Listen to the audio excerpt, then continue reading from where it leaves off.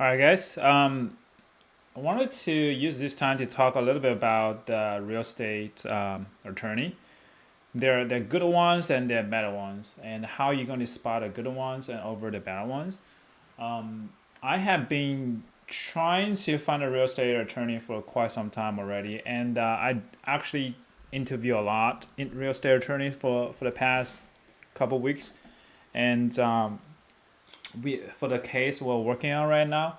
And yesterday happened to be one of the instances that I feel like the real estate attorney can make and break your business, in term when there's a litigation going on.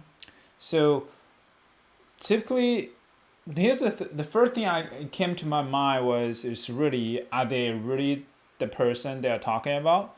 Especially after I talked to I don't know, 6 or 7 attorneys, actually talking to 6 or 7 attorneys about my case, you'll find out that each attorney, the way they're viewing the contract is so different, and viewing the case, the angle is pretty different. The first attorney I was talking to, he was like, your case is pretty standard, but for me to really representing you, I need $25,000 in terms of retainer before we can do anything else. I'm like, okay, but do you have a consultation that session we can do just so that to see if this is something that you will be taking on? Some of them just not even giving a time of the day to make sure, just trying to help you out. May not be. Another attorney I was talking to, and he was trying to help me out. I think he was trying to help me out, but at the same time, he doesn't want to. So the email he sent to me was like, "Hey, send me the case, but before we hop on the call, pay me your consultation fee." I'm like, "Okay, I will do that," and I did not really receive the link. I was like, "Give me the link." Now is already the second day at my consultation time. He sent me another email say, "Hey, did you not pay me?" I was like, "Give me the link and I will pay you so we can have on a call." So it's all pretty. A lot of attorneys, if they are pretty, if they are really experienced, some of them are really old school, so they do everything on the phone rather than Zoom meeting or Team or Google Meet. So I gave everything to him. We had this 1 hour consultation. He started tripping and say, "Hey, this is what we can do," and blah blah blah, right? And then he sent me the retainer. I'm like, okay, the retainer. I've been doing this for quite some time already. I reviewed the contract. I know what the retainer looks like. It's just the red flag just popping up. It's like, how can you send me something like that without there's no too much details in there. There's no additional terms and conditions. So what I did was I spent a night and whip out the additional terms and conditions before I can really give him my retainer, which is 5 grand, and then do the rest the other things. So in this case, it's really I don't feel like he's qualified in terms of representing my case, or he's just not really putting the effort, because the retainer is kind of the first deliverable product that is that attorney is given to you just so that you can get a feel about what would be in the complaint, or what could it be in the complaint in terms of the language and the attachments and whatnot. So I feel like that's not the case in my opinion. He was like, and the second day when we had a call, I was insist. I was like, "Hey, can you some either this is the addendum to the retainer. If you feel like that's good to go, we can sign, and I will fund right there." He was like, "No, no, no, no. I've been doing this for what 40 some years. I know what I'm doing. This is a simple case. This is the terms. I did not already sign." And I sent him another addendum based on what we discussed. So I was like, "Hey, when this addendum is signed, I will fund the case." He did not already sign. So he started tripping, started give me calls. And at the same time, I was talking to other attorneys as well. The other attorneys is really giving me the advice free of charge. And I sent over my documents to the other attorneys. They reviewed it. It was like, your contract is all right. It's pretty simple. And by the same time, I also need to know other creditors because then they will be named as a party related to the case when you're trying to sue the homeowner or whatnot. So that's another time. So okay, so this attorney, the way he's reviewing this, he was like, maybe you should try to do the mitigation first before you really try to sue him because it's going to take like 6 to 8 months to really get anything. At the same time, there's going to be a lot of party involved, so it may not be worth the time. If you think this is a worth of time, we can do that. That's another view. But he was like, I'm charging by hour, and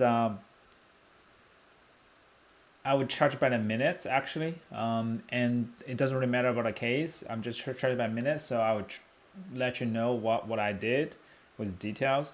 So that's the second attorney. That attorney I will talk to, and a third attorney that's I was referred to. That's the one was like, when you actually file a lawsuit, the, when you file a lawsuit against when you file a lawsuit against a homeowner, even the likelihood you're really preventing them from selling the property is pretty high, but there's a still chance that people can actually buy the property subject to the lease pendant, just like when you buy the property subject to the existing mortgage.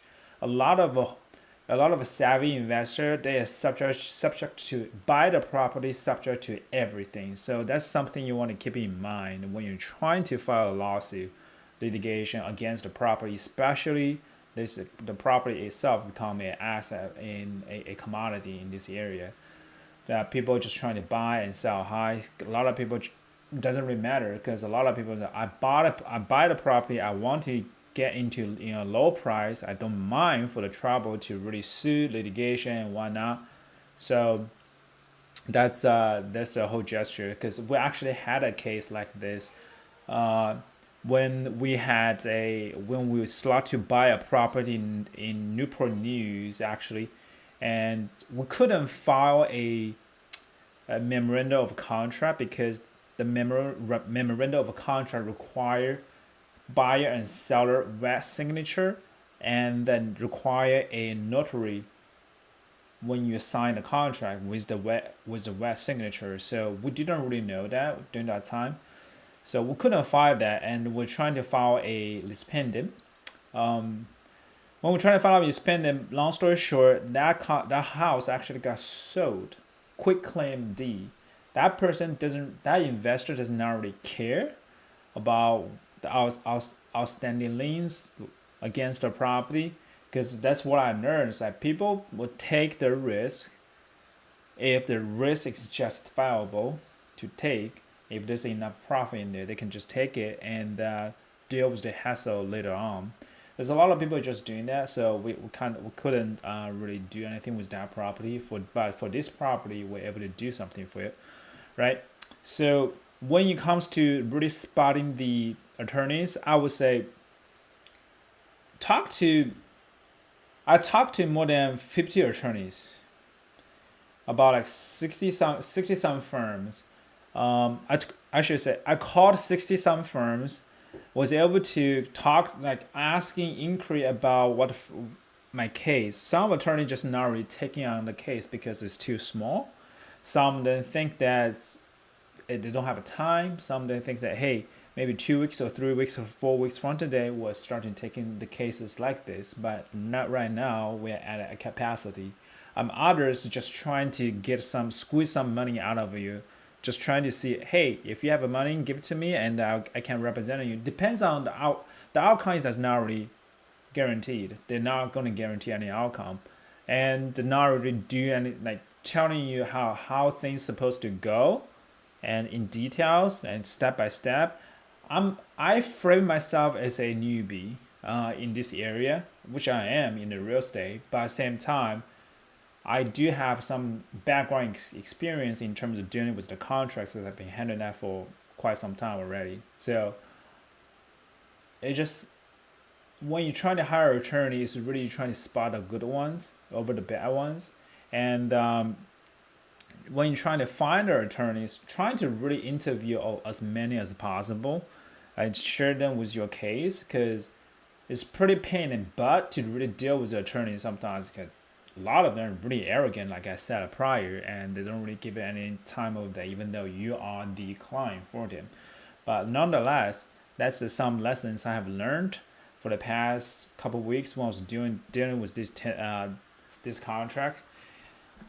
Another thing I have learned from this transaction is really we haven't really closed it yet, so hopefully we can really get it closed as soon as possible.